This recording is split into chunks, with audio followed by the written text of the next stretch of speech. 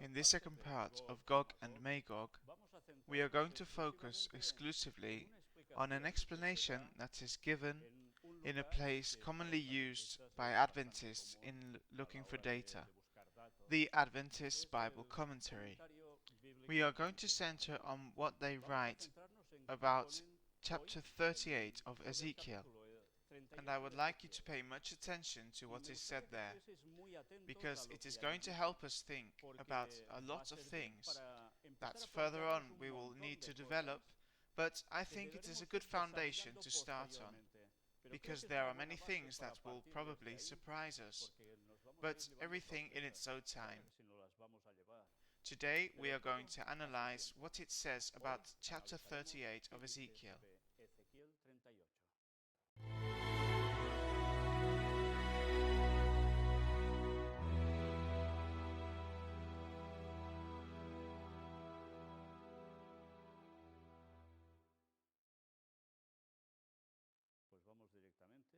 Well, let's go and see directly what the Seventh-day Adventist Bible Commentary says, referring to Ezekiel chapter 38.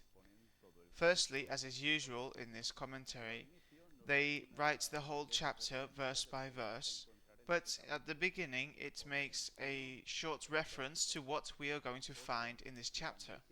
And it says 1. The army, 8. And malice of Gog, and 14. God's judgment against him. Well, this is an abstract of what we are going to find in the chapter. Now let's see what they say referring to this chapter. And it starts here analyzing from verse 1, where it says the word of the Lord. Chapters 38, 39 constitute a continuous prophecy. So it's saying that both chapters are referring to one thing. The whole passage has been the subject of much speculation. Many interpretations have from time to time been proposed. To evaluate these adequately, it is necessary to be familiar with the basic purposes, methods, and scope of prophecy. The problem is to find a means of adequately differentiating between that which has a local, immediate application and that which has an application more remote, perhaps in the Christian age or at the end of time. Bible students who apply certain Old Testament prophecies to the Christian age note frequently that these prophecies have interspersed among them references of obviously local and immediate application. They sought to explain this apparent blending of the immediate with the future on the premise that the prophet, while giving a message to the people of his day, took occasional prophetic excursions and projected his prophecies into the distant future. Although this premise appears to offer a partial solution to the problem, it provides no criteria for adequate differentiation between that which is immediate and that which is distantly future. So, do we understand what they are saying?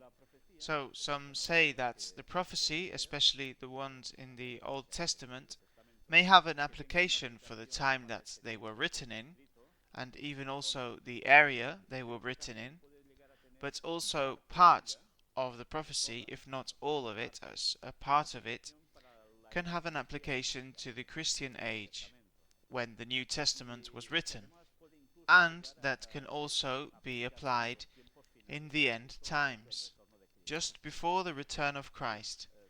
Well, all of this is what we must start to break down and make sure if this prophecy fulfills this type of criteria or not. Let's see what else it says. The answer to this problem of differentiation lies in the formulation of a principle, the method of which is exhibited in the Bible itself and is further substantiated in the spirit of prophecy. It will be seen that this principle provides a safe method of discriminating between that which the Holy Spirit, in inspiration, intended to be of immediate import, and that which has also a more distant application. The principle may be stated as follows. Prophecies respecting a future glory of Israel and Jerusalem were primarily conditional on obedience. Yes, this we must remember. As an example, we have what is quoted here in the text in Jeremiah 18, verses 7 to 10, and also Prophets and Kings, page 704. Therefore, we must keep in mind that there are prophecies that were conditional, and they depended upon the obedience of God's people of that time. If they obeyed, certain things would happen, and if they wouldn't obey, other things would occur. And some things that were planned to happen would not happen, or they would happen only partially. Well, this is a principle that we must have very clear referring to prophetic interpretation, especially in the Old Testament. This is going to serve as a foundation for everything that we are going to see from now on. They would have met a literal fulfillment in the centuries following had Israel fully accepted God's purposes concerning them. The failure of Israel made impossible the fulfillment of these prophecies in their original intent. However, this does not necessarily imply that these prophecies have no further significance. Paul supplies the answer in these words, which are in Romans 9:6. Not as though the word of God hath taken none effect, for they are not all Israel which are of Israel. But to what extent? This must be left to inspiration to determine. Thus we have in the New Testament and in the writings of the Spirit of prophecy numerous quotations from the Old Testament writers showing how these ancient forecasts, which should have met glorious fulfillment in the literal seed, in the literal Israel, will ultimately be accomplished in the spiritual seed, in the spiritual Israel. Why is this? Because the literal Israel did not meet the expectations, and part of the prophecies that were referring to them were not fulfilled since they did not do God's will. And they will pass on to where? To further times, where obviously this could be the time of the apostles, but also the end of times, our times. It is immediately apparent, however, that not all the details of the original prophecy could meet their fulfillment precisely, with conditions and environments now so different. Of course, the circumstances have changed. That is the reason why we can interpret that some things can happen further on in time, and other things that were planned to happen could not happen because those conditions, and as it says here, and the environment, have already changed. Therefore, these prophecies will only have partial applications. Therefore, it is left to find out if it is like this in these kind of prophecies, which part of these prophecies are to be fulfilled in the future or are already happening today, and which parts are not for today but were for older times. Let's continue to see what it says here, because this is the foundation to be able to comprehend everything, absolutely everything of what we are going to show from now on. Please do not forget this, because this is forgotten sometimes.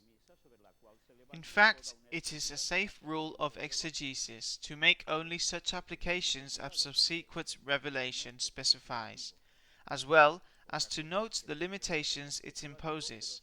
What exceeds this boundary is at best but speculation, and thus should never be the basis for a dogma or the premise on which a whole structure of theological reasoning is reared.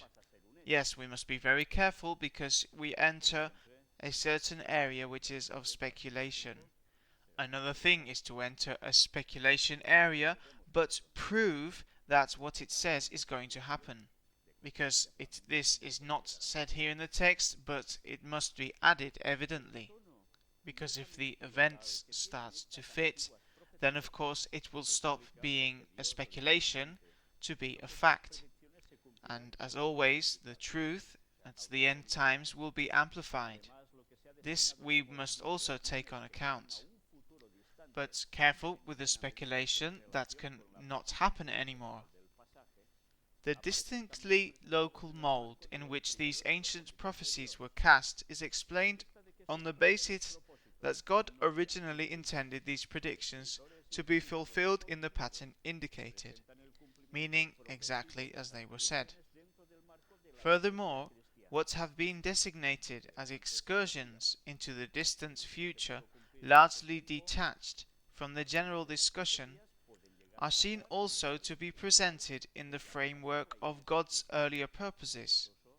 Now, however, with these earlier purposes unrealized, later inspired writers disclose the unfolding of these forecasts in the setting of the Christian Church. What we were saying about earlier. If the prophecies couldn't be fulfilled in that time, some of these prophecies could pass on to the spiritual Israel, which would further on be the Christian Church. Also, even these prophecies could refer to the end times, just before the second coming of Christ, and also after the second coming of Christ, 1,000 years further on. Yes, all this we will continue to see it. In the light of this principle, it may be observed that chapters 38 to 39 of Ezekiel would have met a literal fulfillment after the Jews returned from exile, if they had accepted the conditions offered by the prophets. Because they persistently refused, the condition of prosperity here pictured was never realized. Consequently, the combination of heathen nations could not come down upon a people dwelling in the prosperity indicated. Yes, see how clear it is. It was a prophecy talking about how impressive the Israel of that time was going to be. And this, of course, would annoy very much their enemies. And what will they want to do? Well, they would want to directly go against them. And then later it is described what happens to them precisely for going against God's people, the literal Israel. Well, since the Israel of that time failed because they rejected persistently what God wanted for them, then this could not be fulfilled. So automatically this makes us think, well, if it wasn't fulfilled then, is it going to be fulfilled now? Will it be fulfilled further on, or even a lot further on? Let's see this. They themselves explain it in this manner. Will the prophecy have an application in the future? On the basis of the principle here enunciated, such an application can be established with certainty only by a subsequent revelation. There is only one direct New Testament reference to the imagery of this prophecy, that of Revelation 28, which we saw on the previous conference. Here John tells us how this prophecy, which under certain conditions would have been literally fulfilled in an earlier day, will have a degree of fulfillment in the final struggle against God on the part of the vast hosts of the wicked, called Gog and Magog. The spirit of prophecy gives no direct exposition of this chapter, and I can assure you this because you can search and you will not find one text referring to this. Not one. Indirectly, of course, there may be seen a parallel between this struggle and the final struggle against the Israel of God, when the nations shall unite in making void God's law, seen in Testimonies Tome 5, and the wicked fully unite with Satan in his warfare against God, as seen in the Great Controversy. Therefore, when is it going to be when the nations unite, going against God's law? And Satan will be in warfare against God, therefore directly in warfare against God's people. Well, before the coming of Christ with the Sunday law. So see that this gives us a nuance, that before the second coming of Christ with the Sunday law, there is already a certain application of this prophecy. But does it all end here? Let's see. As he, Satan, influenced the heathen nations to destroy Israel, so in the near future he will stir up the wicked powers of earth to destroy the people of God, as said in Testimonies for the Ministers, all of these books of Ellen White. This age-long controversy will ultimately be terminated by the destruction of Satan and his hosts, termed in Gog and Magog, as said in Revelation 28, at the end of the Millennium. See how many applications this is coming to have. Just before the coming of Christ, in a sense of Sunday law, with the persecution against God's people, but also after the Millennium, after the second coming of Christ, 1,000 years later, when will be the resurrection of the wicked, and Satan will unite all those wicked that have been resurrected to do something, to go against the New Jerusalem, to go against God and his people that are inside it. See that it has many applications. Now, will it have any more? We will see. But by this time, the conflict has reached worldwide proportions and can no longer be confined to as narrow a sphere as is indicated in Ezekiel 38:39, when it consisted of a military struggle against a politically restored Jewish state. So it is presenting here some things that really have an overwhelming logic. But see that it is talking about a military fight, a military conflict, going against a politically restored Jewish state. But in which sense? Well, this must make us think, and a lot. Because, of course, now we are in a year that many years ago there was a new state established with the name of Israel. So then, what happens here? Well, that logically, with these statements here and others, there are people that say, well, so if the new Jewish state of Israel is established after so many years without being established, that means these prophecies can be applied to the Jewish state of the actual times. And this is where the controversy starts. Well, we must talk about all of this as well. Yes, we must talk, and a lot, because there are certain concepts that must be clarified, so as to not fall in mistaken interpretations, but also to clear out some things that may dazzle some that only see what is established to be seen as that is going to happen after the millennium. Time to time, we will be able to present this if it is God's will. Any exposition that goes beyond the bounds of the New Testament and the spirit of prophecy interpretation is without a "Thus saith the Lord." It must not be assumed, of course, that there can be no further knowledge without additional revelation. But this much is certain, that apart from the specific confirmation of inspiration, there exists a high probability of error in any such exposition, especially with regard to unfulfilled prophecy, as is evident from the whole history of prophetic interpretation.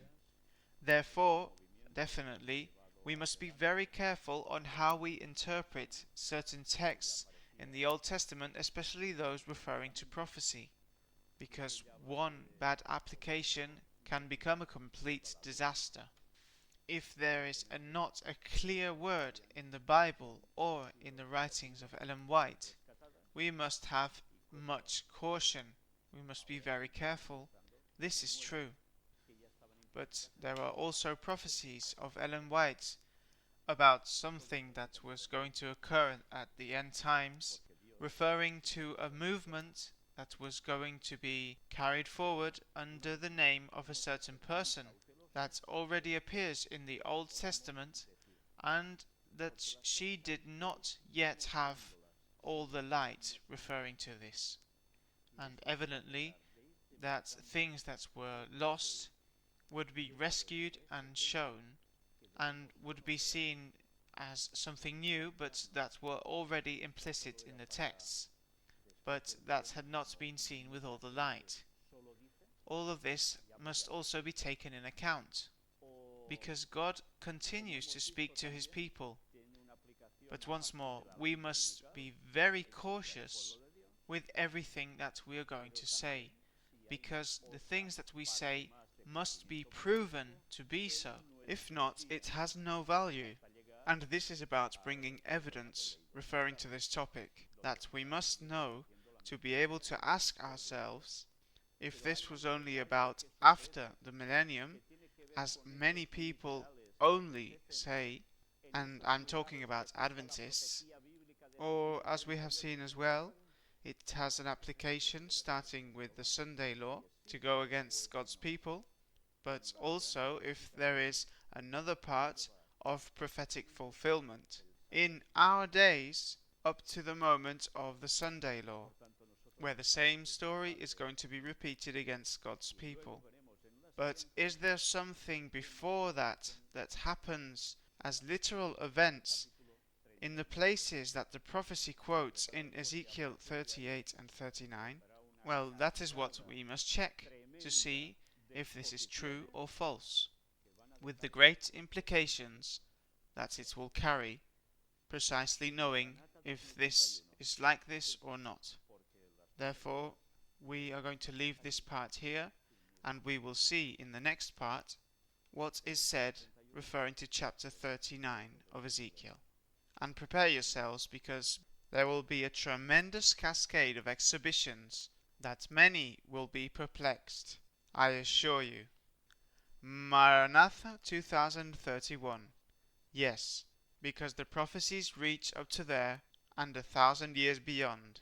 But the year 2031 is the beginning of that millennium. Let's not forget this. God bless you.